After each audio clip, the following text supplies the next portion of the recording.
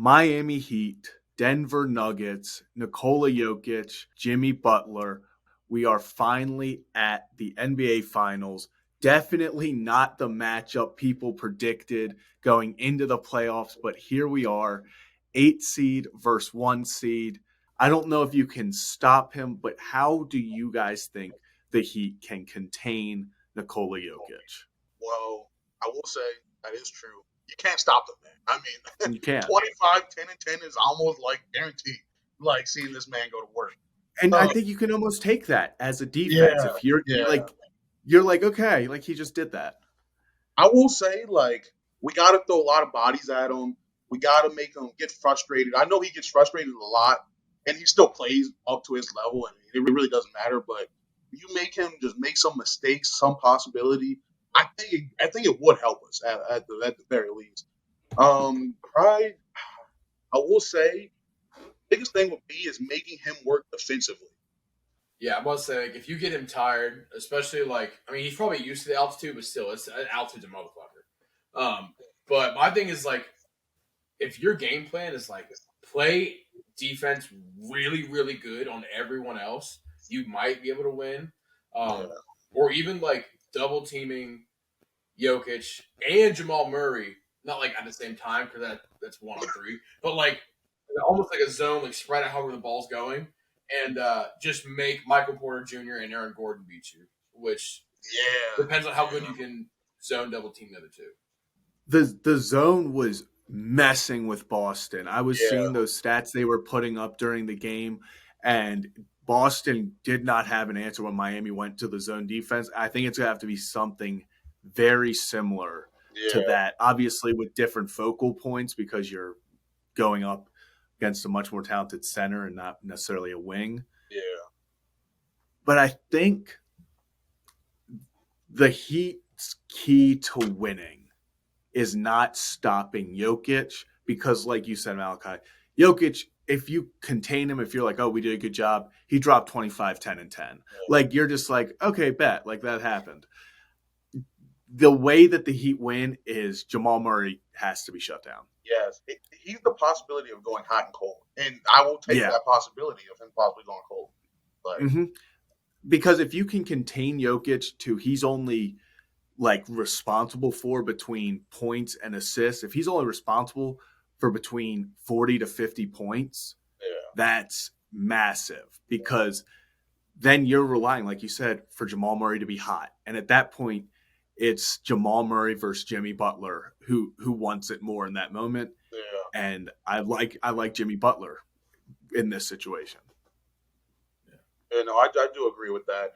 And the thing is, like, they honestly do the same things we do. They shoot and they defend with their other players, but it just is how they get the ball. Jokic is always the one passing, or on the Heat, there's a bunch of people passing. You know, the ball can go from anywhere. Mm-hmm. It's just a different way they do it, but they do the same things very well. I always think it's so funny watching Jokic run the fast break because he's so good at it, but it looks so unnatural. You're always like, he gets it done, but he still looks like a center trying to run a fast break, like sprinting down the court. Like the dribbling's like a slightly out in front of him, like just everything, but he just is so quick, awkwardly quick is how I would say it, that like he gets it done. Dude, he's like his like passing ability and like the quickness and the lack of visibility as a defense. It's like Jason Williams, but if like Kwame Brown was giving the passes, like it's so weird. Yeah, I'm not saying he's like as good as Kwame Brown, just that awkward, like he didn't have good hand control, bro. And it's just so on point quick every time. Even when he has these highlights, like my favorite is what he did. Sorry, Hayden. When he put Rudy Gobert in the spin cycle, but it was the slowest spin cycle you've ever seen. I was about to say, those spins, like when he makes those spins, they're not like quick. It's just when a person gets behind him, you can't get back around his big ass. Like you just can't. Yeah. But that's what makes him so good is he knows how to take advantage of that stuff. He knows he's not going to beat you athletically, but he's like, how can I just get that millisecond of separation, just put it in? He's like an amazing touch. It's not like a spin cycle. It's like getting caught in a revolving door. Like it's just so slow. You're like, oh, here I am. That is the perfect analogy. He puts people in the revolving door. Okay, so now we'll get through our predictions. So, who do you think is winning in how many games, and who is your Finals MVP? All right. This is gonna be bananas, but it's a hot take because no one said it yet. So I want to be the first one. Hear me out. I cannot even. You're gonna be so mad. Hear me out. MVP Udonis Haslem. He's not gonna play a fucking minute, bro. But he's the fucking legend. He's a legend. He's gonna be the first player coach to be MVP since like Bill Russell, bro. It's gonna be fire. He's gonna retire on the stand as he gives his MVP speech. Like because he year 20 earlier this year, he was like, "Man, I came back for this." Like he was so disappointed, and now he's in the finals. They're gonna win, and it might not even be like they vote him MVP, bro. Like it might be someone gets MVP, and he's like, I gotta do the right thing, and I gotta give it to my man Udonis for just being the second coach, bro, being a player coach of the year, bro. Like just it's Cinderella story to the GOAT Udonis Haslem's career. All right, Malachi, Finals prediction and Finals MVP. Okay, I'm also going Heat in 7. You know, I think it comes down to it. We've been on the road this whole time, so the road really doesn't really affect them, I think, as much as people would think, because they've done it the whole entire season. We 8 seed don't got no home court advantage throughout the whole playoffs.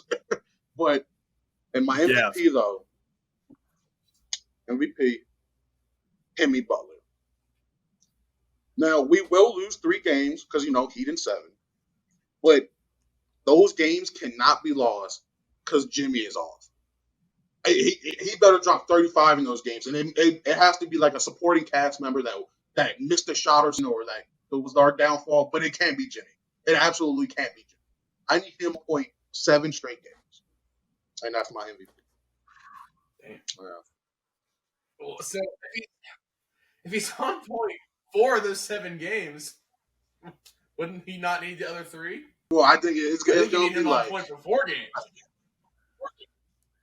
Are you talking? No. It's got to be on point. Like, it's got to be on point for 7. But we're going to lose. It's going to go down to 7. I just know that it's going to go down to 7. I think we have sat here and picked apart every way where we think the Heat can win this and how to stop Jokic and everything, and that just shows me that the Nuggets are just that much the better team. And I'm going to be that guy, and I'm going to take Nuggets in 5. I think, and I just think this is where it ends. Like, I really do. And I think as a guy with a Heat future bet too, like I want the Heat to win this series so badly. Like just like the 8 seed, everything. But I think this is finally where it just ends. I mean, it would be an incredible story beating the Bucks, the Celtics. I'm not going to include the Knicks in that. Then like it would be so cool, and that's why I want to happen. But like at the end of the day, like Jokic, Murray, like MPJ, Aaron Gordon, that's just a lot of people to stop. I think this is like even LeBron said to AD, like this is the most complete team that they've played. Like this is such a complete team.